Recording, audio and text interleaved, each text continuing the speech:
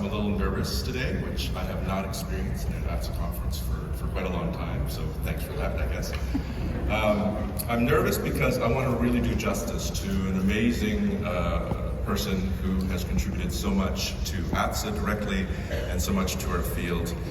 I first met Elizabeth, we were both graduate students in the early 1990s when we attended our first ATSA conferences, so you can insert your old age joke there. And essentially we've grown up in ATSA, right? We've, as graduate students who were welcome to this group of people, presenting here, meeting other colleagues, collaborators over the years,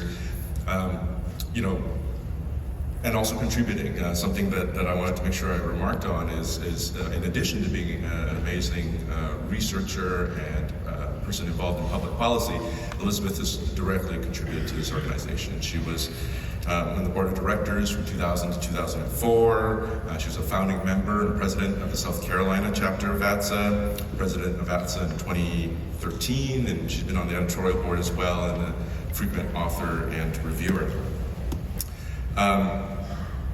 So, like most people do in these kinds of speeches, I'm not going to talk a lot about her CV because you can find out about it directly from her or find it online, but I did want to mention some highlights.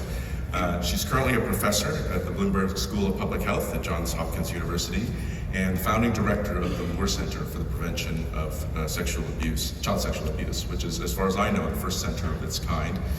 10 years of amazing contribution to the field. I did want to mention one thing about her CV. If I could have my first slide, please. I can't do a presentation without slides, or data for that matter. So this is a review of H indexes for professors at different levels in American universities, published in Psychological Science.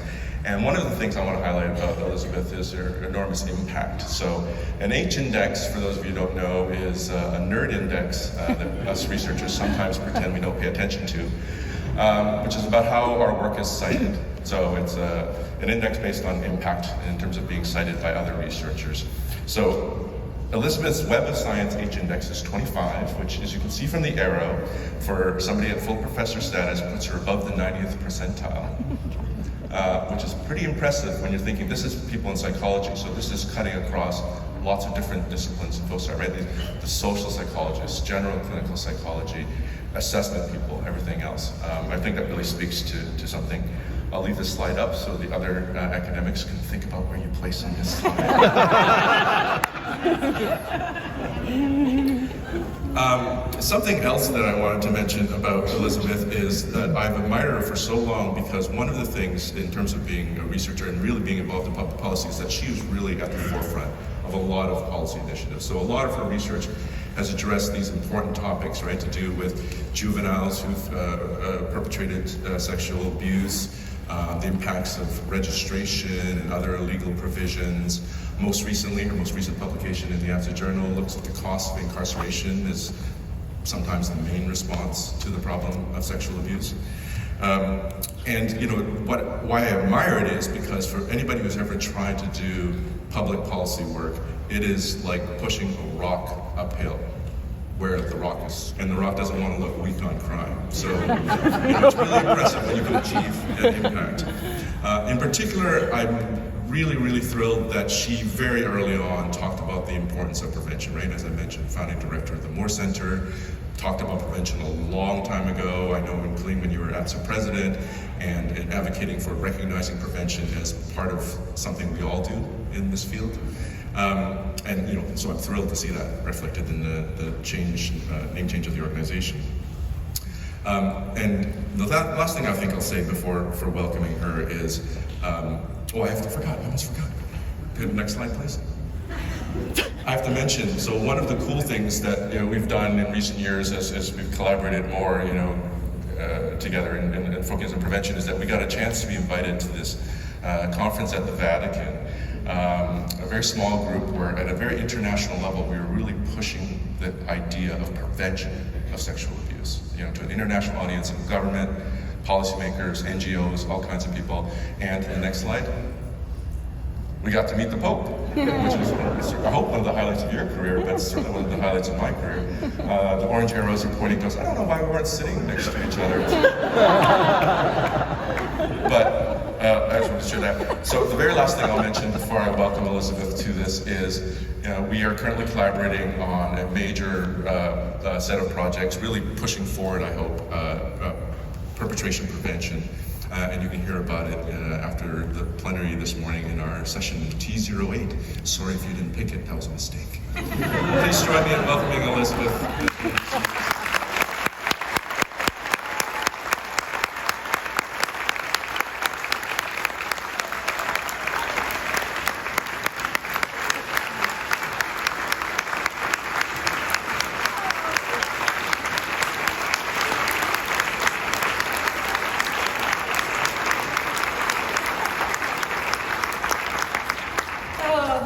Gosh,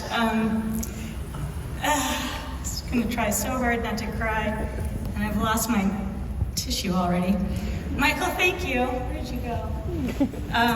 For that lovely introduction, and for your decades of friendship and collaboration. 30 years ago, I received a letter that literally changed my life. The letter stated that I had been selected for ATSA's inaugural Graduate Student Research Award. That award came with a $1,000 check, a free trip to ATSA, and a plaque that hangs in my office to this day. When that letter arrived, I was a broke and homesick graduate student, filled with self-doubt and imposter syndrome. I did not believe I was smart enough for a PhD, and frankly, there was plenty of evidence that I might not be. After one particularly egregious error, when I forgot to show up and collect data from a group of research participants, my doctoral advisor, a man not known for his compassion, sat me down and told me I was not cut out for this program of study. And I almost believed him. So that letter from ATSA felt like something of a miracle. Richard Laws was the president of ATSA, and he officiated the awards ceremony at the conference that year. As I sat in the front row, he stood at a podium much like this one and told a room full of people, much like you, although much smaller, that my research was amazing and had propelled my submission to the top of a tall stack of competitive proposals. His speech that day provided validation that I had not been wasting the last 4 years of my life, that maybe I did belong where I was, and that maybe my work mattered. And I definitely believed him. ATSA is a professional membership organization comprised of people who work hard to prevent child sexual abuse perpetration. There's not a lot of people who want to work on this end, the perpetration end of the issue. It's a tough area to specialize in. ATSA's early leaders knew this, and they made a commitment not only to lead the field, but to attract and retain student and early career members to grow the field. Which is just a nice way of saying that once they got you in their clutches, ATSA was never going to let you go. After they gave me that student award, ATSA looped me into the organization by having me review conference abstracts and serve on committees, and eventually they appointed me to the board of directors. Board members are obliged to lead at least one standing committee, and I chose the research committee. The ATSA Research Committee is tasked with, among other things, soliciting submissions for those graduate student awards and picking the winners. Things are very different now, but back when I was chair, we really had to work to get submissions. We would call and email and harangue everyone we knew who had graduate students and begged them to get their students to apply for these damn awards. So the year that I won, the very first year that award was offered, the year when no one on the planet even knew it existed, there was no stack of competitive applications. There were no other applications at all. It was just mine. I won that award by default. I'm here today because Richard Laws, a giant in the field, made up a sweet and kind and completely false story. I'm here today because ATSA saw something in me that no one else saw, including myself. I'm here today, here we go, because of the support and collaboration and friendship and love of all of you. I'm also here today because of my family, who made a life for me that could include dreaming of earning a PhD. And as broken, homesick as I was in grad school, I knew my family was there for me and would catch me every time I fell. I'm so grateful to have my dad here with his partner Betty, and to have my youngest brother Stephen, my best friend in the world, here with his husband Ian. I'm also here today because 15 years ago, my husband Rob stepped back from the workforce and lean into parenting at a time when my work required longer hours and more travel. Rob is a wonderful father to our two amazing biological children, Garrett and Emmett, and to our amazing foster child, Herson. I don't know if ATSA made the right choice to pick me back in 1992 for that graduate student award. And I don't know if they made the right choice to pick me here in 2022 for this Lifetime Achievement Award.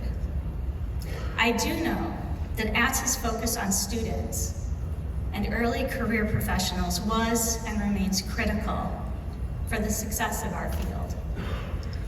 To those of you in the audience who are already ATSA members, congratulations. You definitely made the right choice. To those of you who are not yet ATSA members, sign up today. There is no better return on investment than joining ATSA. You will benefit from this conference, from state and national chapters, the listserv, the newsletter, the journal, but most of all, you will benefit from the community that makes this organization so unique and so impactful. Thank you to my friends and family, and thank you to ATSA for all you do to prevent sexual abuse perpetration, and for making me believe that I could contribute to this important work. I am so deeply grateful to be here today.